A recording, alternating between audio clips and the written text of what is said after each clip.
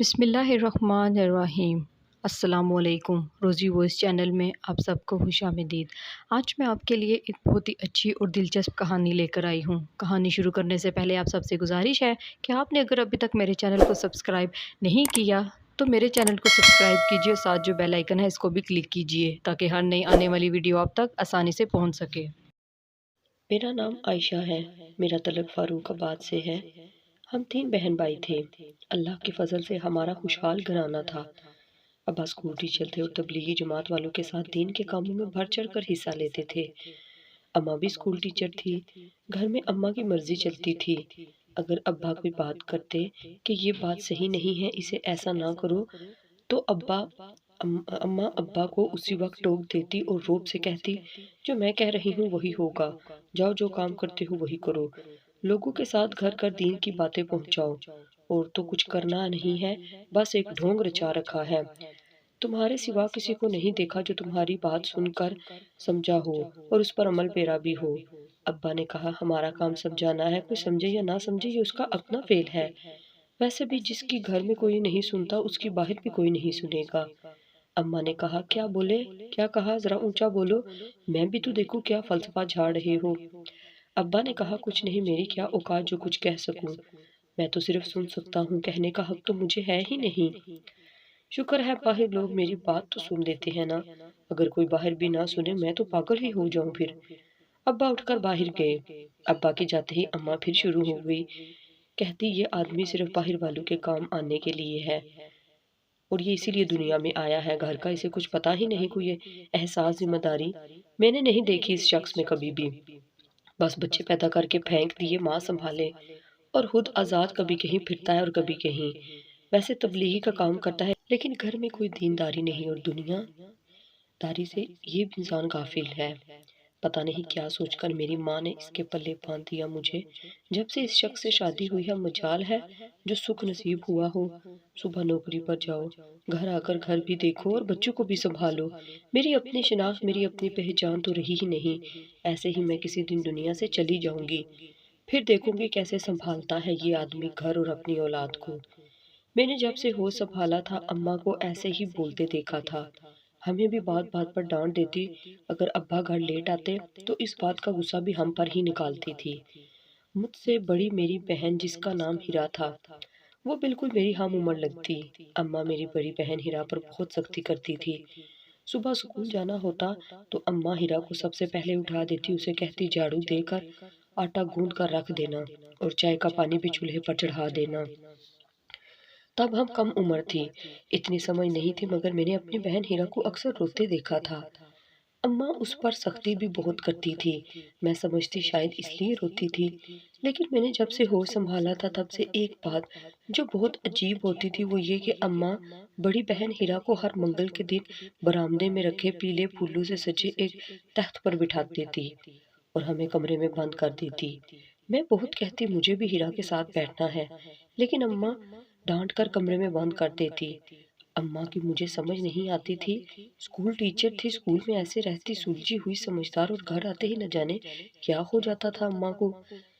اگر اسکول کی کوئی ٹیچر اماں کو گھر آ کے دیکھ لیتی تو اسے اپنی آنکھوں اور اپنے کانوں پر یقین نہ آتا۔ گھر میں اماں ایسے ایسے الفاظ بولتی کہ لگتا ہی نہیں تھا کہ اماں اسکول پڑھاتی ہے یا پڑھی لکھی ہے۔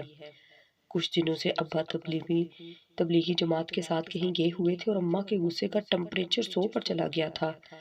ابا بھی اسکول پڑھاتے تھے، مگر جب تبلیغ کے لیے جاتے تو چھٹیاں لے لیتے۔ ابا کو جو تنخواہ ملتی وہ آدھی اماں کو دیتے اور باقی تبلیغ کے کاموں میں لگا دیتے۔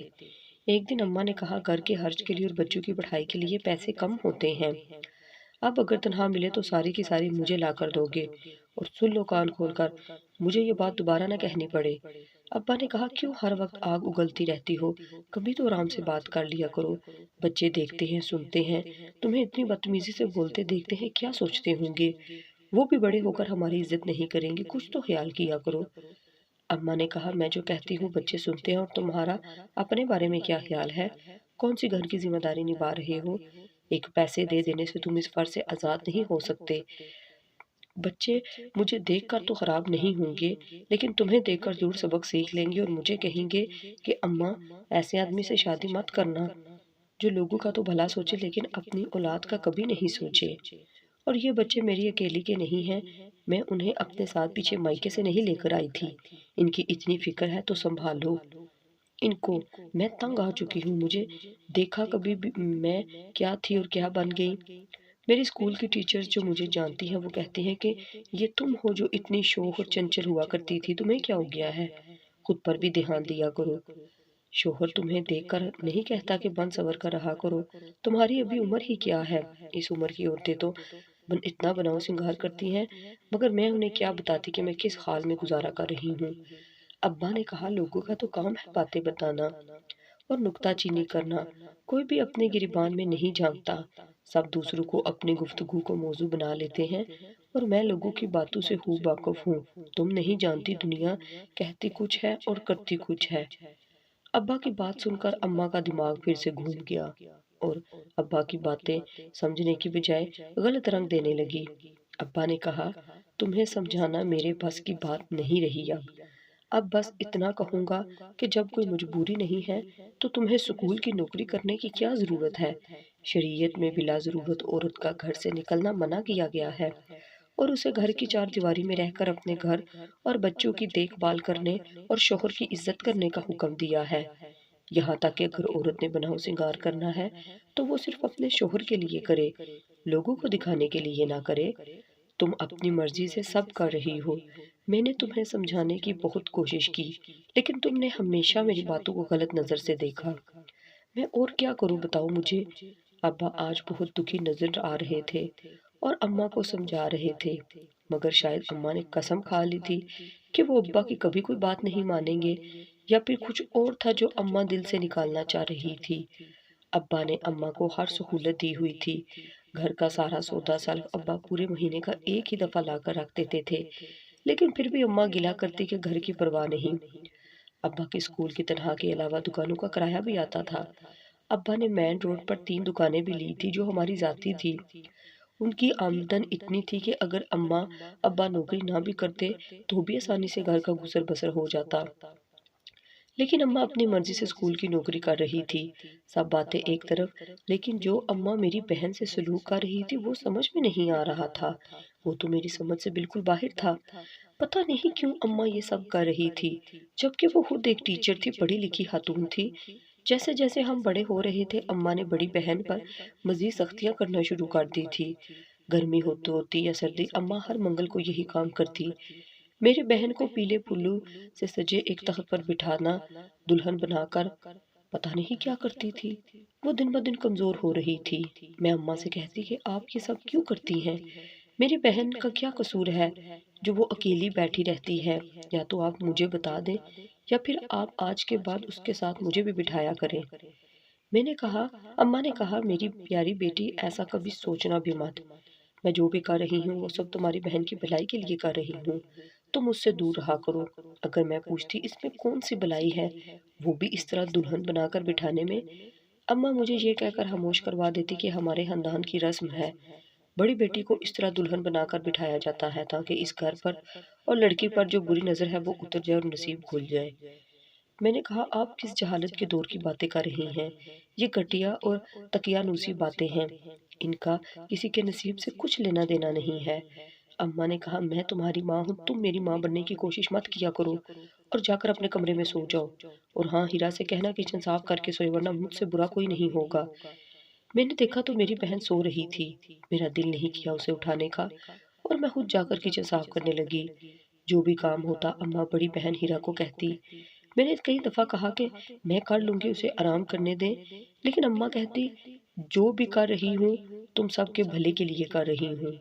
ابا اسکول سے آتے کھانا کھاتے اور مسجد چلے جاتے، مرد تو گھر سے اکثر باہر ہی رہتے ہیں، گھر کے معاملات تو عورتوں نے سنبھالنے ہوتے ہیں، لیکن مردوں کو چاہیے کہ گھر کے اندر کے معاملات بھی دیکھا کریں، یہ بھی دیکھیں کہ ہماری اولاد یا باقی رشتے جن سے وہ جڑے ہوتے ہیں کیسے حالات میں زندگی گزار رہے ہیں۔ ٹھیک ہے مرد کا کام ہے کما کے لانا اور باہر کے معاملات کو حل کرنا، اور عورت کو گھر دیکھنے کی ذمہ داری دی گئی ہے، لیکن بہت سے مسائل ایسے ہیں جن کے نہ جاننے کی وجہ سے بہت سارے نئے مسئلے پیدا ہو چکے ہوتے ہیں، اور ان مسائل کا جب تک مرد کو پتہ چلتا ہے وہ اس کے ہاتھ سے نکل چکے ہوتے ہیں۔ نہ جانے کیوں ہم اپنی انا اور ضد میں اپنے اتنے پیارے رشتے داؤ پر لگا دیتے ہیں، یہ بھی نہیں سوچتے کہ جو ہم آج بو رہے ہیں یہ کل کو ہماری اولاد کو بھگتنا پڑے گا، اور تب ماں باپ اولاد کی تکلیف نہیں دیکھ سکتے اور نہ محسوس کرتے ہیں جو دوسروں کی اولاد کے لیے منتخب کیا ہوتا ہے۔ میری بڑی بہن دن بہ دن کمزور ہو گئی تھی، اور اب ایسے لگتا تھا جیسے ابھی گر جائے گی۔ مجھے ایسا لگتا جیسے وہ بیمار ہے۔ میں نے اماں سے کہا، آپ ہیرا کو ڈاکٹر کو دکھائیں، اس کی طبیعت بگڑتی جا رہی ہے۔ لیکن اماں کہتی تم اتنی فکر نہ کیا کرو، اس کی بس اپنی پڑھائی پر توجہ دو۔ میں نے سوچا میں ابا سے بات کرتی ہوں، انہیں بتاتی ہوں کہ اماں بڑی بہن کے ساتھ ایسا سلوک کرتی ہیں، آپ ان سے بات کریں۔ اس سے پہلے میں ابا سے بات کرتی وہ پھر سے تبلیغ کے کام سے لاہور چلے گی اور بات نہ کر سکی۔ میری بہن مجھے بہت عزیز تھی۔ ایک دن میں نے خود اپنی بہن کو ڈاکٹر کے پاس لے جانے کا سوچا اور اسے کہا، آج اماں کہیں کام سے نکلی ہیں، چلو ڈاکٹر کے پاس چلتے ہیں تاکہ پتہ چل سکے تمہیں ہوا کیا ہے جو اتنی کمزور ہوتی جا رہی ہو۔ اس نے کہا، مجھے کہیں نہیں جانا، اماں بہت ماریں گی۔ میں نے کہا، میں ہوں نا تمہارے ساتھ، تم کیوں پریشان ہوتی ہو؟ لیکن اس کی یہ حالت ہو گئی تھی کہ اس سے خوف محسوس ہونے لگا تھا۔ میں اسے بازو سے پکڑے ابھی دروازے تک ہی پہنچی تھی کہ اماں آ گئی اور مجھے کچھ کہنے کے بجائے ہیرا کو مارنے لگی۔ اماں نے بڑی بہن ہیرا کو بہت مارا اور اس سے کہا کہ تم اب میری بیٹی کو بھی اپنی طرح بنانا چاہتی ہو، تمہارے ان کاموں کی وجہ سے تم پر سختی کرتی ہوں، لیکن تم اتنی ڈھیٹ ہو کہ آج میری بیٹی کو ساتھ لے کر گھومنے پھرنے جا رہی تھی۔ یہ تو شکر ہے میں وقت پر گھر پہنچ گئی، ورنہ تم تو اسے ساتھ لے کر پتہ نہیں کہاں کہاں منہ مارتی۔ مجھ سے اماں کی باتیں برداشت نہیں ہو رہی تھی۔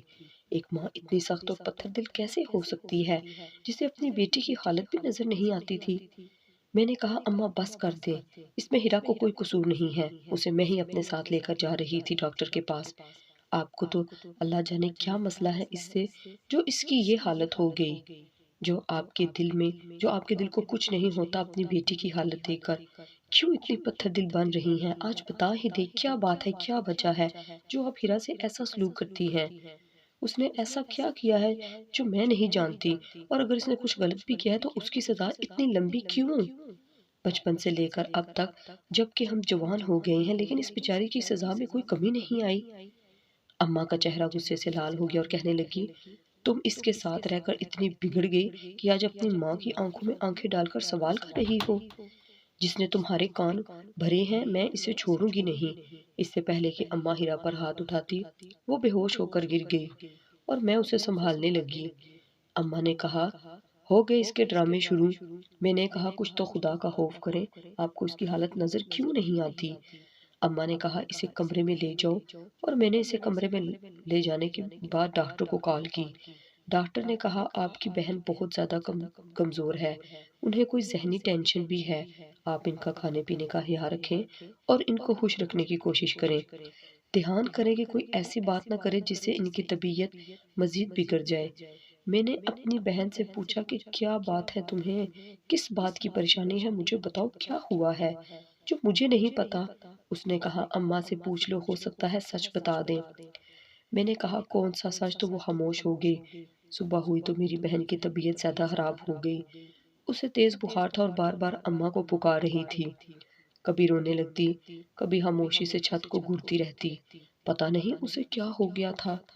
جب سے میں نے ہوش سنبھالا تھا یہی دیکھتی آئی تھی کہ میری بہن ہر منگل کی رات دلہن بن کر برآمدے میں رکھے پیلے پھولوں سے سجے ایک تخت پر بٹھا دیا جاتا تھا، اور امی سب بچوں کو ایک کمرے میں بند کر دیتی، اور صبح ہونے سے پہلے پیلے پھول بھی غائب ہوتے اور بڑی بہن بھی کمرے میں سوئی ہوتی۔ میرا تجسس دن بہ دن بڑھتا جا رہا تھا کہ آخر یہ سب کیا ماجرا ہے۔ اس رات میں نے بڑی بہن سے اس بارے میں جاننا چاہا تو اس نے کہا، آج تو میری جگہ دلہن بن کر بیٹھ جانا اور خود دیکھ لینا کہ کیا قصہ ہے۔ میں نے اور بڑی بہن نے بہت چلاکی سے امی کو بیوقوف بنا لیا تھا کہ قد کاٹ میں دونوں ایک سے تھے، اور میں پیلے پھولوں والے تخت پر دلہن بن کر بیٹھ گئی، لیکن اس کے بعد جو ہوا اس نے میرے ہوش اڑا دیے۔ میری ماں مجھ پر کچھ پڑھ کر میرے ارد گرد چکر لگانے لگی اور کہنے لگی، بس اب تم سے میری جان چھوٹ جائے گی، تمہاری ماں نے جو میرے ساتھ کیا میں نے اس کا پورا بدلہ وصول کر لیا۔ میں نے جب دوپٹہ منہ سے ہٹایا تو میری ماں مجھے دیکھتے ہی کانپنے لگی اور اس کے چہرے کا رنگ بدلنے لگا۔ میں ڈر کے مارے باہر کو بھاگی، جب آگے سے ابا اپنے پیر صاحب کو لے کر آ گئے۔ ابا نے کہا ڈرو نہیں، میں آ گیا ہوں، اپنی بہن کو جلدی سے لے کر آؤ۔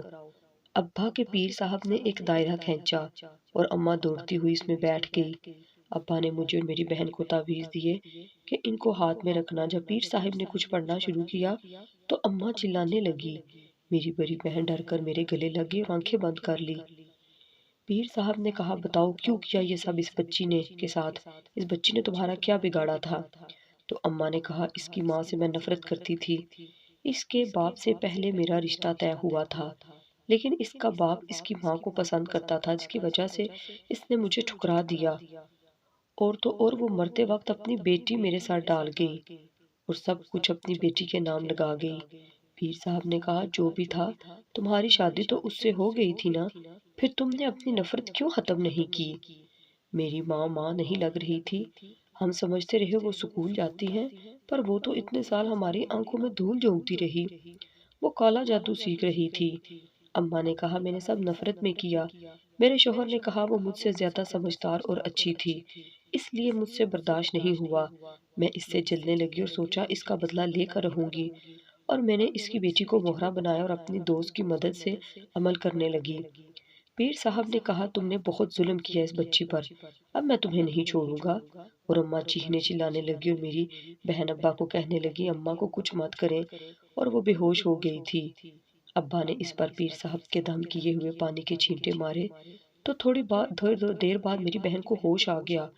ابا نے اسے خود سے گلے لگایا اور اس کے سر پر ہاتھ رکھ کر کہا میری بچی مجھے معاف کر دینا، میں نے تمہاری طرف سے لاپرواہی برتی، یہ نہ سوچا کہ سوتیلی ماں تو سوتیلی ہی ہوتی ہے، وہ کبھی ماں نہیں بن سکتی اور ماں بن کر کبھی نہیں پال سکتی، تمہاری اس حالت کی ذمہ دار میں ہوں۔ گھر میں تمہارے ساتھ کیا ہو رہا ہے، اس عورت کا رویہ کیسا ہے تمہارے ساتھ، اس سب کی مجھے خبر رکھنی چاہیے تھی، مجھ سے بہت بڑی بھول ہو گئی، مجھے معاف کر دو۔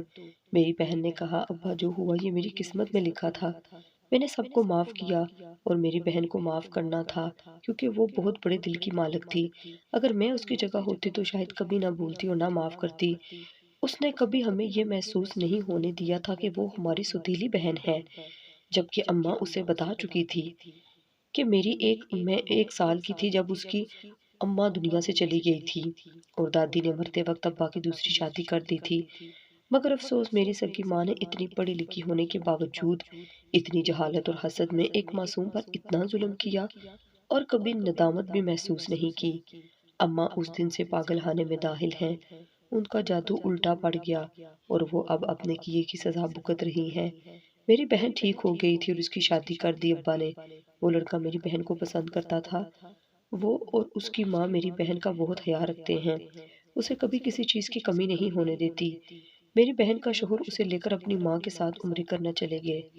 میری بہن بہت خوش قسمت تھی اور خوش بھی، اللہ کے فضل سے اس نے جو دکھ اور تکلیفیں برداشت کی تھی وہ کبھی بھول تو نہیں سکتی، لیکن اللہ کا شکر ہے کہ اسے اپنی باقی زندگی گزارنے کے لیے اچھا اور قدر کرنے والا ہمسفر مل گیا تھا۔ ابا نے میرے لیے بھی رشتہ طے کر دیا اپنے دوست کے بیٹے کے ساتھ، اور میں ابا کے اس فیصلے سے خوش تھی، بس ایک دکھ تھا کہ کاش میری ماں نے جو کچھ حسد میں کی آگ میں کیا وہ نہ کرتی تو آج حالات کتنے مختلف ہوتے۔ اماں تو خود ٹیچر تھی، دوسروں کو اچھائی اور بھلائی کا سبق دیتی رہی، مگر خود اس پر عمل نہ کیا اور سب کچھ بلا کر حسد اور انا سے اپنا آپ تباہ کر لیا۔ میں جاتی ہوں ان سے ملنے، وہ مجھے دیکھتی رہتی ہیں، پھر تالیاں بجاتی ہیں اور ہنستی ہیں، مجھ سے دیکھا نہیں جاتا، میں نے جانا کم کر دیا، اب ابا جاتے ہیں اور ان کا علاج کروا رہے ہیں، لیکن ڈاکٹر نے کہا ہے ہم کوئی جھوٹی امید نہیں دے سکتے آپ کو، بہتر ہوگا آپ انہیں مینٹل ہاسپٹل میں ہی رہنے دیں۔ میری بھی شادی ہوگی، میں اپنے سسرال خوش تھی، میرا شوہر بھی بہت اچھا تھا، میرا بہت خیال رکھتا تھا، میں بھی اپنے شوہر کی بہت عزت اور خدمت کرتی، کیونکہ میں نے دیکھا تھا جو عورتیں اپنے گھر کو اور گھر والے کو نظر انداز کرتی ہیں ان کی اس دنیا اور آخرت میں سزا بہت تکلیف دہ ہے۔ اللہ سے دعا ہے کہ وہ پڑھے لکھے جاہلوں کو بھی علم سمجھ بوجھ عطا کرے اور عمل کی توفیق دے، آمین۔